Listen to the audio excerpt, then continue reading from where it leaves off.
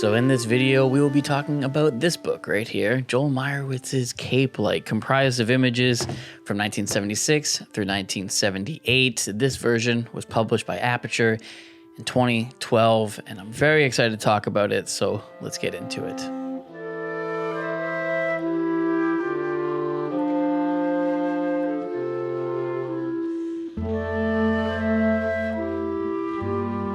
This book is a true time capsule, and it's magnificent in its depiction of beach life of the 1970s. The Cape that Meyerowitz displays is one of freedom and wonderment, which is why I think this book is very important and why I think documentary work, for that matter, is important. Meyerowitz shows us a place in time, one that most of us will truly never see again. There is a serene stillness to the images in this book, what I like to refer to as contemplative calmness. Meyerowitz goes on to say in an interview with Aperture that the calmness of Cape Light came as contrast to his previous body of work. I went to Cape Cod because it's a family place. I wanted to go someplace where I could be away from New York City, where I wouldn't have to think about what I was missing on the streets. And the Cape gave me the chance to see simple things, ordinary American things, the landscape, the light, the bay and the sky. Meyerowitz shot the entire project on a 1938 8x10 Deardorff field camera with a 250mm Ektar lens. Interestingly enough, he was using a tungsten balanced film, typically lending its hand to more night scenes rather than daylight without the use of correcting filters. Meyerowitz did not opt to do that. In fact, what he did was make the adjustments in the darkroom. I find that to be one of the most fascinating aspects, knowing that maybe the equipment you're using isn't best suited for what you're doing, but making it work anyways.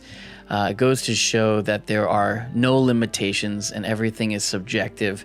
The rules are made up and the only restrictions are the ones that you put on yourself. And that really is exemplified in this book. One of the things I feel strongly about using the view camera is that it brings you the original voice of the medium. It's the way it began, with wet plates and glass plates, large awkward cameras.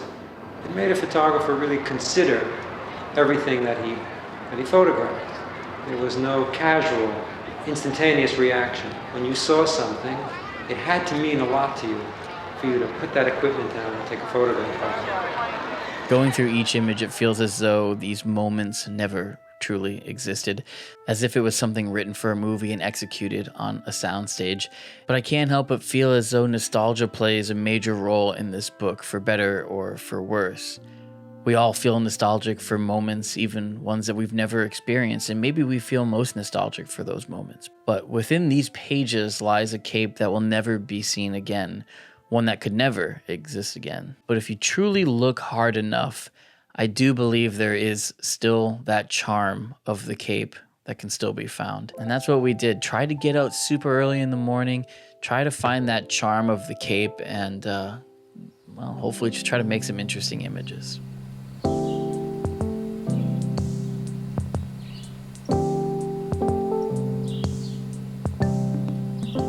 So the first image I took when I was out here was this motel, and it was very, very early in the morning. The lights were on, the filter of the pool was humming, and it felt like the world was still asleep.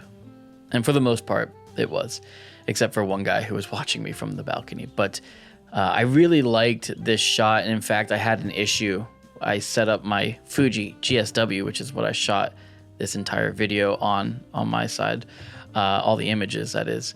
But this camera has a bunch of like weird little quirks in terms of taking long exposure. So the first exposure I took was 38 seconds f/16. I didn't have my cable release shutter, so I had to come up with an interesting way to not introduce any camera shake to it. So I took off my hat, put it in front of my lens, tripped the shutter, then started my timer, and then put the hat in front of the lens, and then moved from bulb mode to 1 second, which closes the shutter. And then you can advance, which is a trick that somebody on here taught me, one of the people who have commented on my videos. I appreciate that. I'm sorry I forgot your name, but thank you if you were the person who did that. But ultimately, this thing is a pain in the butt to use for long exposures, but I was able to get an image that I was pretty happy with.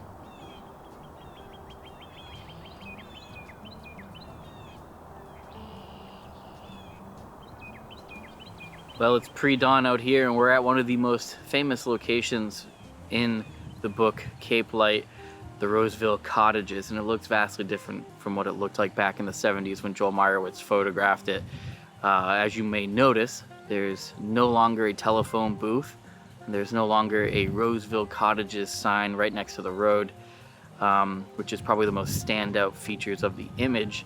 Beautiful sunset, beautiful colors, and in the background you've got a nice hilly terrain with sparsely laid out houses. Now, as we stand here in 2023, it's a little bit more modernized. The sign for the Roseville Cottages is still there, more modernized, newer, pushed further back from the road, and some newer houses built up on the hillside. So a little different from what it looked like in the 70s to what it looks like now.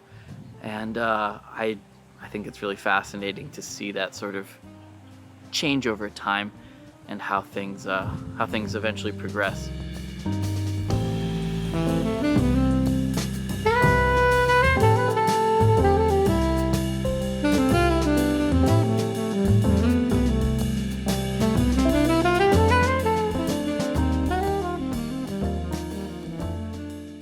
So directly across the street from the Roseville Cottages is this little beach, and I found it really interesting. I was like, I'm gonna go out there, I'm gonna just go kind of walk the beach, see if anybody's walking, and maybe I can get some portraits. And when I left over the dunes there, man, that wind was just blowing. And I was like, this is kind of weird. So I checked my phone, and it was like, oh, you have gale force wind warnings throughout the morning. So that was a treat. Well, I don't know if I could have picked a windier morning. We're talking gale force right now.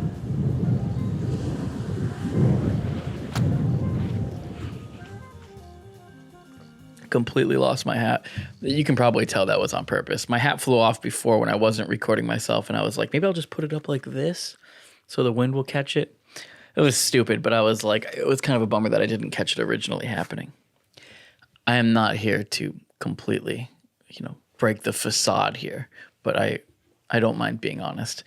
But yeah, so the beach over there was right next to the Roseville Cottages. They had this really interesting sign at the front of the entrance that said, this is your hemorrhaging first aid kit, because there are a tremendous amount of shark attacks there. A lot of great white sightings, especially in the summer. So it was really interesting to kind of capture that little tidbit. The images in this book don't really depict that side of the Cape, even though Jaws was, I think Jaws was around when this came out. If not, it might have been just slightly after or even during. But sharks and shark attacks are fairly common on the Cape. And if you live in New England or Massachusetts and you see that stuff on the news all the time, you hear, oh yeah, great white shark sighting found, the biggest one we've ever seen, blah, blah, blah. But yeah, obviously interesting, and one thing that I wanted to capture while I was out in the area. But like I mentioned, a lot of some of my favorite images are towards the back of the book. Not to say that the front of the book or the first introduction into it is not great, but I love the images in the back, and a lot of it has to do with just how vibrant the colors are. Maybe if I can get a hold of the book. You can just see how beautiful it is. This Dairyland place is no longer in existence. And I didn't want to go out to the Cape and just try to find the locations, though I did try to find them.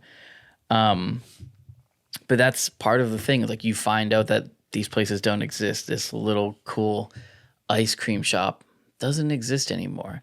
These little like fruit stands and seashell stands and all these like little cool things that make a beach community don't exist anymore.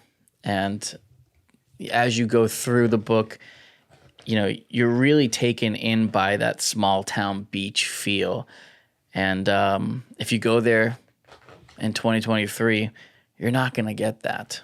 But that's not to say that the Cape is not still a beautiful place. Here's a portrait, which is a just wonderful segue into what I'm about to talk about.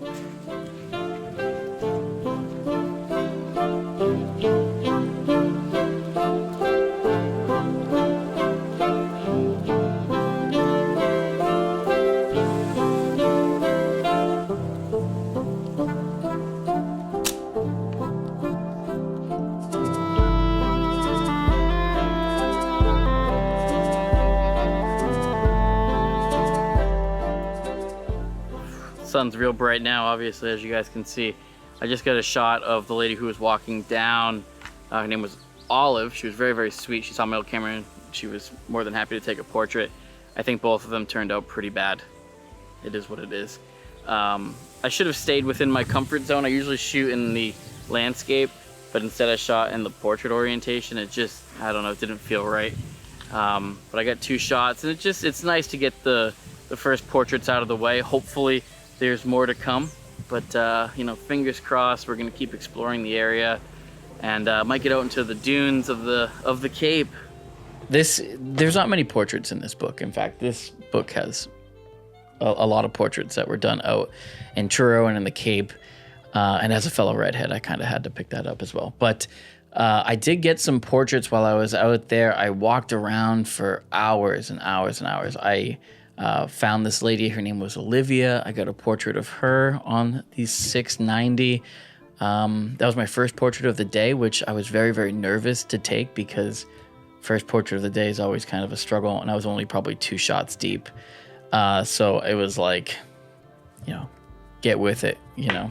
You got to get that creative juices flowing, and it has to start somehow. But I took a picture of her in the vertical orientation, whole body, and I was like, that's not what I wanted to do. Why did I do that? So I asked her if I could take another one a little bit closer, and that one ultimately, I think, is the better of the 2 images, but I'm not in love with either of them, if I'm honest. But in this book, there's not a tremendous amount of portraiture.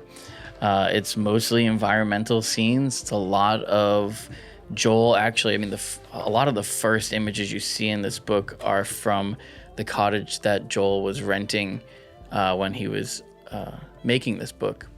So, like, a lot of these pictures are very specific to Joel's experience there. And as you continue on, it continues with that trend, right? So, this image as well. Terrible glare. This image as well. Terrible glare, sorry. And more and more and more. So, I mean, it just goes on and on like that. And I like it, but I gotta be honest, this book is recommended to me as a book that you have to own. And I kind of came away feeling a little indifferent about it. I really wanted to like it. I really want to love it. And it certainly holds a place in my collection of books. And I love Joel Meyerowitz as an artist. I think his perspective on photography is unmatched. I love his nature and how he speaks about photography and how he speaks about just human nature. I think he's a real peach of a guy. I love him. Never met him, but I like him.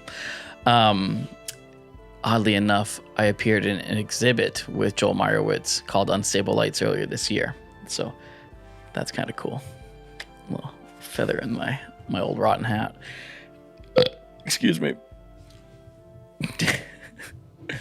Anyways, I was left wanting more out of this book, if I'm honest. There's images that do make you go, holy shit, that's incredible.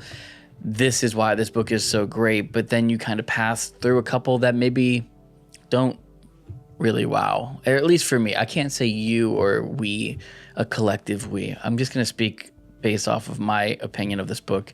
And as much as I love Joel Meyerowitz as a photographer and as a human being and what he's been able to do throughout his incredible career, this book doesn't have the sort of wow factor that I was hoping for.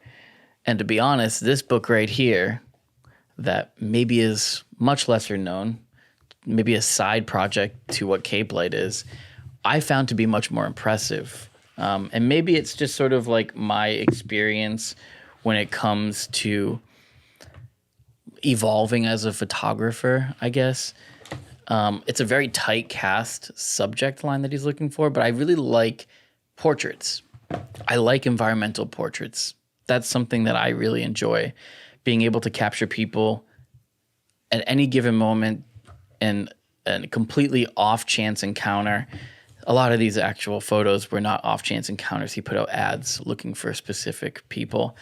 But a lot of them were just made right out on the beach, right out on the streets, anywhere. Anywhere he could find a redhead, he would photograph them, all on 8x10. very close, tight headshots.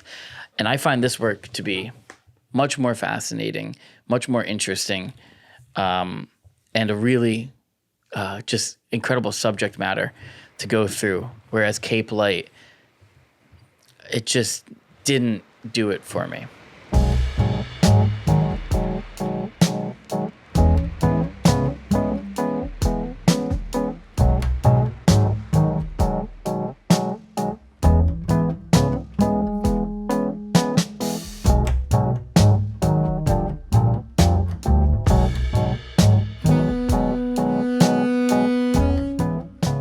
So oddly enough, I took a photo of a guy who was just finishing up he was doing a painting next to the water. I had photographed this sailboat, this singular sailboat sitting in the bay. And as I was walking further down, which by the way, I liked the image of the sailboat. I think it was probably one of my better images from the day. But as I walked down, I saw this guy doing a painting, but he was just cleaning up. And I was like, man, this guy looks super familiar. And I took his picture, but he was like, why don't I face this way? Almost as if I'm thinking of my composition. And I was like, okay, yeah, sure. I don't like to get in people's way. Whatever is natural to you, do it. And before I left, I was like, hey, is there anywhere I can send it to you? He goes, no, you don't have to send it to me. And I was like, all right, well, I'm Robbie, by the way. I shook his hand. He goes, I'm Peter. And he laughed. And I was like, okay, all right, it was nice meeting you. He goes, yeah, right. And I walked away and I was like, that's kind of odd. Why would he say that? Well, coincidentally, 4 weeks earlier, I was out in Providence, Rhode Island, not in Provincetown, Massachusetts. I was in Providence, Rhode Island, and I photographed that same person and completely forgot that I photographed him. Well, I remember that I photographed him, but I just, for some reason, mentally couldn't imagine that he would be the same person 2.5 hours away. And I thought our encounter was so strange because he was like giggling and laughing and like everything he said just kind of seemed weird. He remembered me. I didn't remember him. Bad on me. My memory's not great. Charlie Day always says that he just deletes files, and that's sort of what I do too. I just if I don't have notes in my phone, I'm going to forget.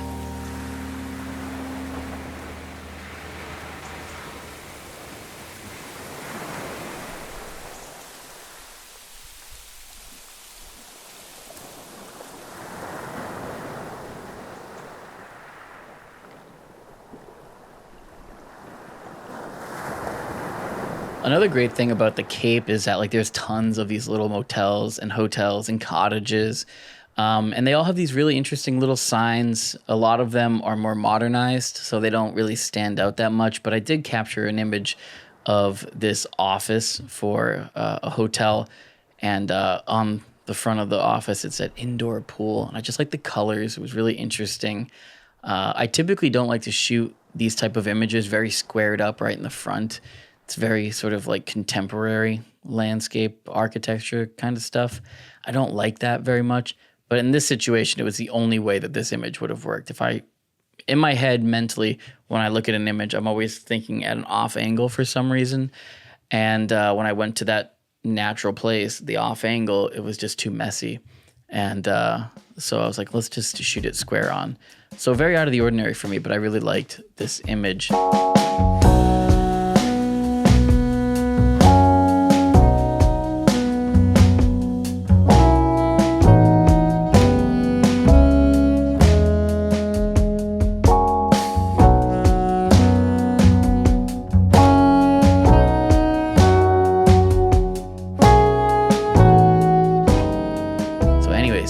Closing thoughts on this book. I feel indifferent. It's definitely worth having in my collection. So many people have recommended this book. I'm happy that I own it. I'm very inspired by some of the images in this book. I'm very inspired by Joel Meyerowitz as a photographer in general. And ultimately, I'm happy that I own it.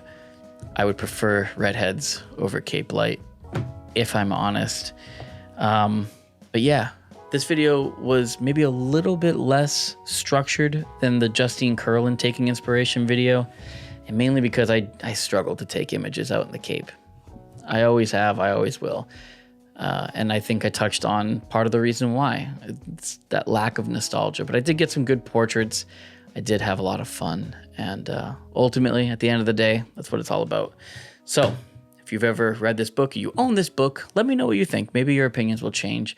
Maybe, hopefully it doesn't change. Hopefully I didn't influence how you feel. But hopefully you guys let me know what you think of this book, or even Redheads. Let me know what you think of that too. I'd be interested to know. So I'll see you guys all in the next one. Bye. I don't know what that was. Bye. Get out of here.